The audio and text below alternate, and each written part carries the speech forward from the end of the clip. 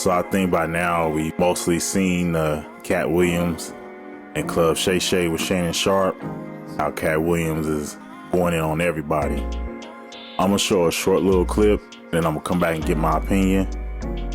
All right, y'all, if y'all new to the channel, go ahead, like and subscribe. I can't be jealous.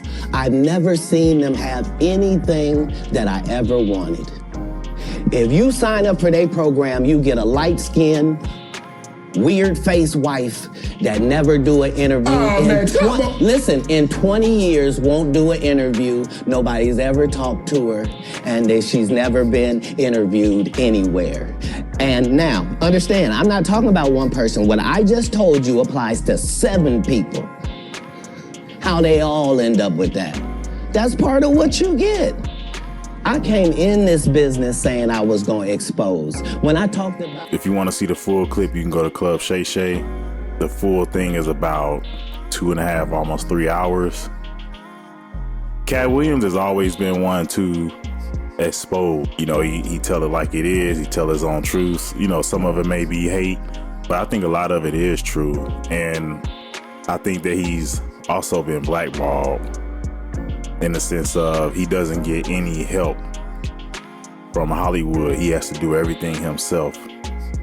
The reason why I wanted to go into that and talk about it today is because I feel like that's what the Redpill, the manosphere, pretty much any man who tells his truth and, you know, tell it like it is, not falling into what society is pushing, all these other things. They're more conservative, like me.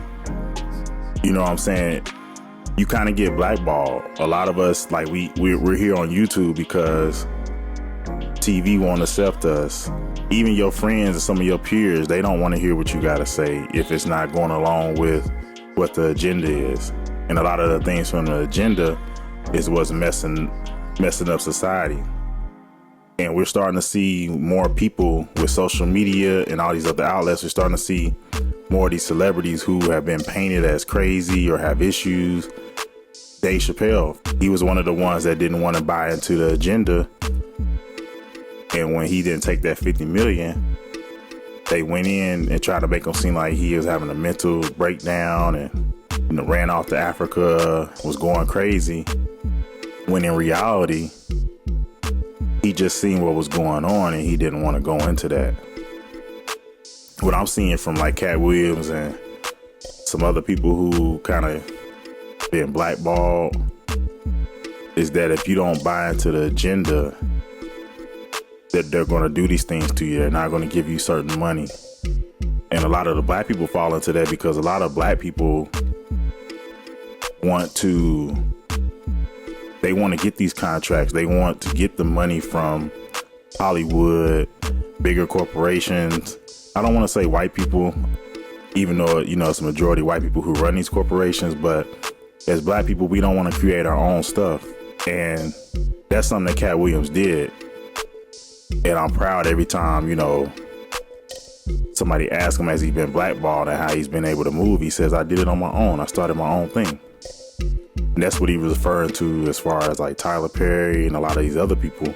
You know, allegedly they bought into the agenda to get what they have. If you don't buy into the agenda, then you're not going to get certain parts. In part of this interview, he came out and where he said that Harvey Weinstein solicited him to do something for a part and he declined. He didn't get that part.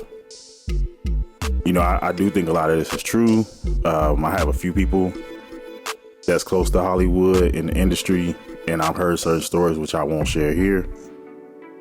So to a lot of people, this stuff may seem far-fetched, and I think that's why a lot of the industry get away with it. A lot of the media is because most people are brainwashed and think that people won't do these things, and that's really what's going on. So yeah, you know, just to see that and then to look around, you know, he claimed like part of the package is you get these light-skinned women with weird faces and to look up the picture, which I'll display here, and then see that there is a common occurrence. You know what? Even though that could be true, I lived in LA for a year, and I will tell you that the light-skinned woman is the thing out there.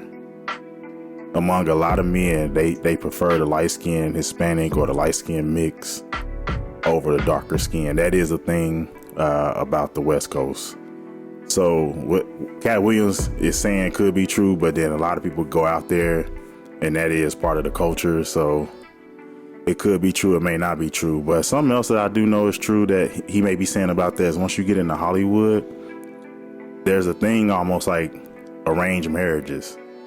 So once you hit a certain income level or you have a certain type of exposure, Hollywood may want to present you with these type of women who have been proven not to run back and tell. So a lot of these guys in Hollywood may run through the same women because they can't just go get an average woman. That could be part of the problem too.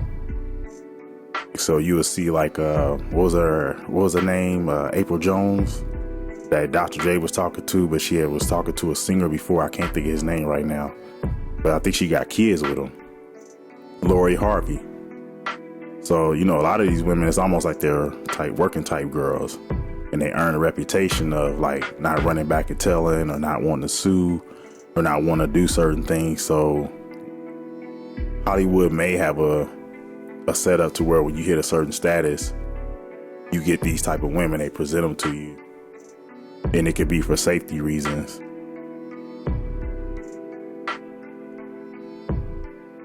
But yeah, overall, I do feel like Katt Williams is more on the red pill side.